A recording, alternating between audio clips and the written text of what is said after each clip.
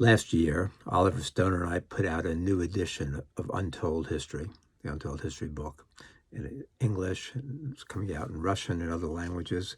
We were inspired by the realization of how much more dangerous the world had become since we originally released Untold History in late 2012, early 2013. In January of 2018, the Bulletin of Atomic Scientists moved the hands of the doomsday clock to 2 minutes before midnight.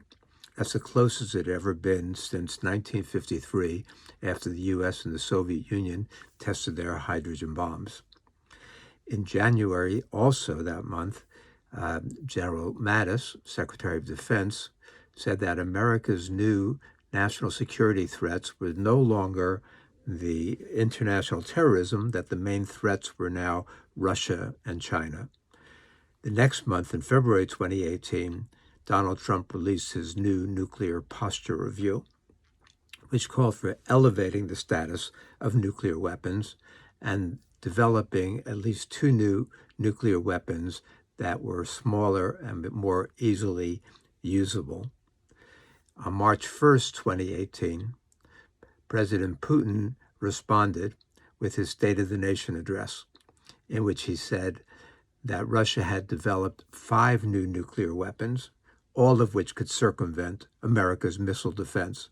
He said they began really planning this in the aftermath of the U.S. abrogating the ABM Treaty in 2002. And then in 2004, Russia began developing these new weapons, and now they were ready to actually put them into use. Putin also said there that no one listened to us. Listen to us now. If we want to go back to the roots of the present crisis, I like to start with Charles Krauthammer, the neoconservative theorist. In 1990, Krauthammer said, with the collapse of the Soviet Union, the United States is now the world's only hegemonic superpower. He said, this is the unipolar moment. The U.S. will dominate. He said, in fact, the U.S. would shamelessly lay down the rules of world order and be prepared to enforce them. He said this unipolar moment would last 30 to 40 years, and the U.S. had to take advantage of it. And soon thereafter, the leading neoconservatives, Cheney, Wolfowitz, Hadley, Libby, and the others, put out what was called a defense planning guidance. And there they laid it out very clearly what this would mean. And they said that American military strength had to be so dominant, so imperious, that nobody would even think to challenge U.S. hegemony in any part of the world, in any region, anywhere. These neoconservative thinkers then in 1997 formed the Project for the New American Century. And they said that the United States needed to dramatically rebuild and improve its military strength. Even though the United States was so far ahead of everybody else, they wanted to increase U.S. military strength. They said that the first priority has got to be overthrowing Saddam Hussein in Iraq. So they called for this. In 2000, they put out another report saying that the United States would not be able to build up its military force as much as was needed unless there was a new Pearl Harbor. Well, it was that year that George Bush won and took power, George W. Bush, in what effectively was a political coup engineered by the Supreme Court members who'd been appointed when his father was either president or vice president. So with Bush in power, the United States gets hit on 9/11, and then the United States responds. The following month, in 2001, the United States invades Afghanistan. Charles Krauthammer and others were so impressed with this that Krauthammer announces that in 2002, even before the invasion of Iraq, he said that I have to revisit this idea of the unipolar moment. He said, in fact, that I underestimated the strength and power of the United States. He said it's not really a unipolar moment. What we've begun is the unipolar era.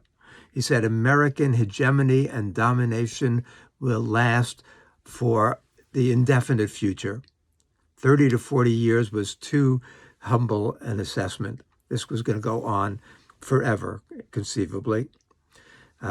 2002. 2003, the United States invades Iraq. It was in that year, 2003, that the Americans began to talk openly about the American empire. On January 5th, 2003, New York Times Magazine section, the Sunday Magazine section, had a front page banner headline, American Empire, Get Used to It. People, the neocons, began to, because the neocons had flooded into that Bush administration, now they were openly extolling the virtues of American empire. And they said, we have to remake the map of the globe.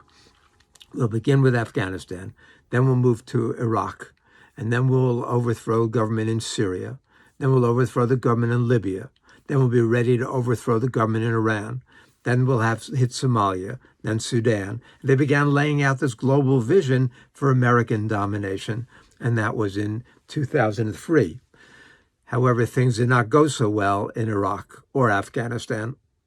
And by 2004, late 2004, Amr Moussa, the head of the Arab League, says the gates of hell are open in Iraq.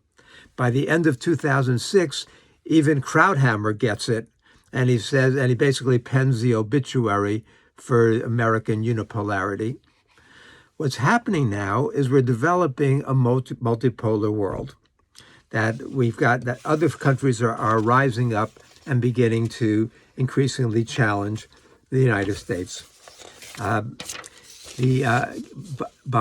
January 2018, the new Gallup poll on world leadership reports that the U.S. approval as a world leader had plummeted by 18% in the previous year.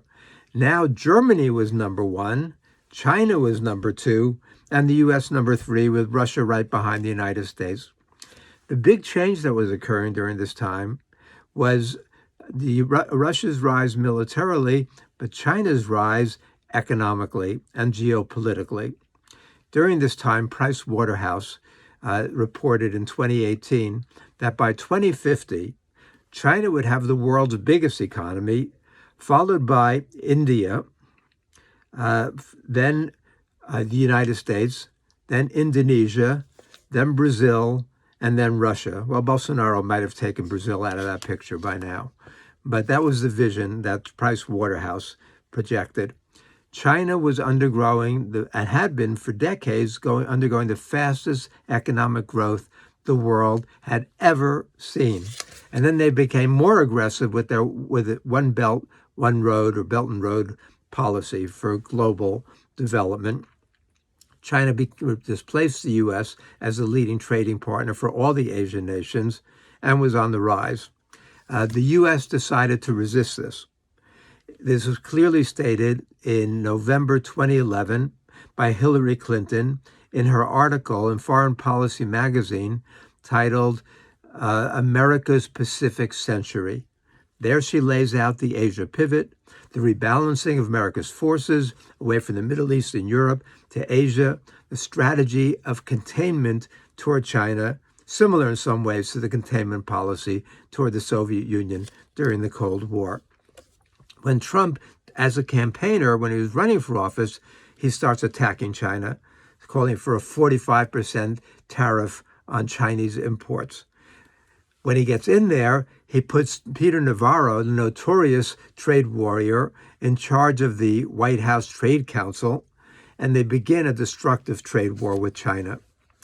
During this time, during these years, we also see intensifying conflict between the U.S. and Russia. And we have to trace this back to NATO. In 1990, when Gorbachev allowed the unification of Germany, NATO, or not just NATO, the U.S., the Germans, the British, and others promised Gorbachev that NATO would not expand one thumb's width to the east, 1 inch to the east. But within months of that promise, they began planning for the expansion of NATO to the east. And now, beginning really in 1998, but now NATO has expanded 13 countries to the east, right up to Russia's doorstep. In 2008, George Bush called for the inclusion in NATO of Ukraine and Georgia. That was a step too far. The U.S. Ambassador, William Burns, had written a secret memo to the White House in 2008 titled "Niet means Niet," that we can't cross Russia's red lines in this way, and that pushing for the expansion of NATO would absolutely do that and create a major crisis. So in 2012 or so, when the Ukraine crisis begins, this is when the United States pushed it too far. With the coup in Ukraine and Yanukovych's ouster, Ben Rhodes, Obama's chief foreign policy advisor, wrote that the Maidan shifted a gear. He said it's from that point that we can trace Russia's new aggression, Russia's asymmetrical warfare, Russia's interference in U.S. elections, Russia's change in strategy, a strategy of collegiality now to a strategy of hostility, and its response to U.S. policy in Ukraine. On top of that, in June of 2016, NATO again expanded, sent 4 new battalions into Eastern Europe, approximately 5,000 more troops. Both sides intensified their war games, and so the situation between the U.S. and Russia has become very, very dangerous. And you look at the other crises going on, the ongoing crisis in North Korea, another big factor for why the building atomic scientists moved the hands of the doomsday clock. It got so bad in late 2017 that Richard Haass, the head of the Council on Foreign Relations, predicted that there was a 50-50 chance that the U.S. was going to go to war with North Korea. That has calmed down a bit, but has certainly not been resolved. During this time, we also see the heightened tensions between the United States and Iran, which became very close to war recently. We see the conflict in Syria. We see the conflict in Libya, conflict between India and Pakistan. But most recently, the most troubling new development is the growing tension between the United States and China, which has supplanted in some ways, or at least compounded, the tension with the U.S. and Russia. And so now in the United States, we see talk and article after article talking about the new Cold War between the United States and China. And the reality is that the U.S. is closer to war with China and Russia than we've been since 1962 or since the 1950s. It's a very dangerous situation.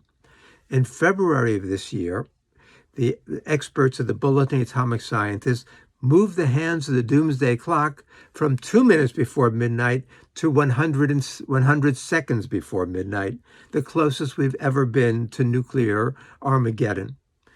And what's compounded this, again, during the pandemic, is Trump's disastrous, absolutely disastrous handling of this pandemic.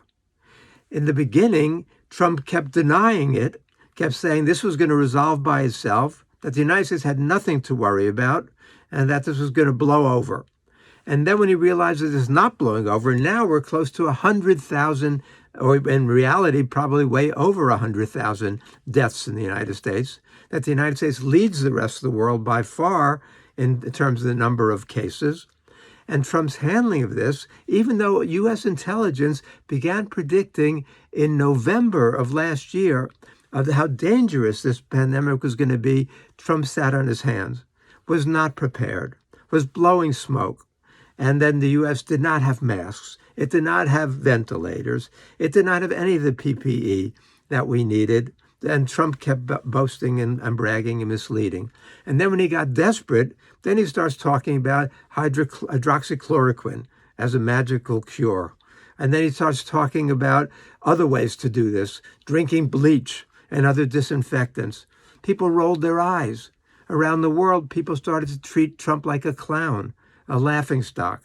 And they pitied the United States in the way this was happening. And what happened, what Trump realized, is that he was going to get defeated in the in the upcoming presidential elections. And so what does he do? Well, the Republicans in the Senate put out a 57-page memo saying that the Republican senators up for election should not support Trump. What they should do instead is they should blame China. And this is what we've seen from Trump. We've seen this from Pompeo. We've seen this from Navarro. We've seen this from the Republicans in the Senate. Attack China, attack China, attack China. And China, as badly as they might have bungled this in the beginning, has now at least provided a certain kind of global leadership at the same time that the United States has not. And so it's a very dangerous situation, an increasingly dangerous one, because China realizes that this is China's opportunity to challenge the U.S. for world leadership and try to do it in a more positive way. And so we've got a very dangerous situation. On the same time, we're ignoring the need for dealing with climate change, which is an existential threat to all of us. We're not providing the kind of leadership we need in this global pandemic. And most troubling to me is what's happening on the nuclear front, because the entire nuclear architecture is being dismantled. It began with the ABM Treaty in 2002. It's continued with the U.S. withdrawal from the JCPOA, the Iran nuclear deal, in 2018. It jumped forward in 2019 with the U.S. abrogating the crucial INF Treaty. And then the only thing left is the New START Treaty, which expires in February of 2021. Putin has implored the United States to renew the New START Treaty. Trump has said he doesn't like it. Trump said he prefers a new nuclear arms race. That's insane, because what we're going to get back to is the 1980s, when we had 70,000 nuclear weapons in the world, not 14,000 as we do now. When we had the equivalent of 1.5 million Hiroshima bombs. Well, is that the future that we want? No, but that might be the future that we have. So if this coronavirus pandemic has taught us anything, it's taught us that the old ways of defining national security during the 20th century and the early 21st century are obsolete. We've got to begin to think as a global community, a global citizenship, not make America great again, not make Russia great again, not make China great again, make India great again. How do we begin to think as a planetary population? How do we begin to change these economic structures that have been so destructive? A world in which the richest 8 people have more wealth than the poorest 3.8 billion people. How do we solve the real problems collectively as a global community? That's the challenge before us, and that's the answers we've got to provide at this Congress and moving forward. Thank you.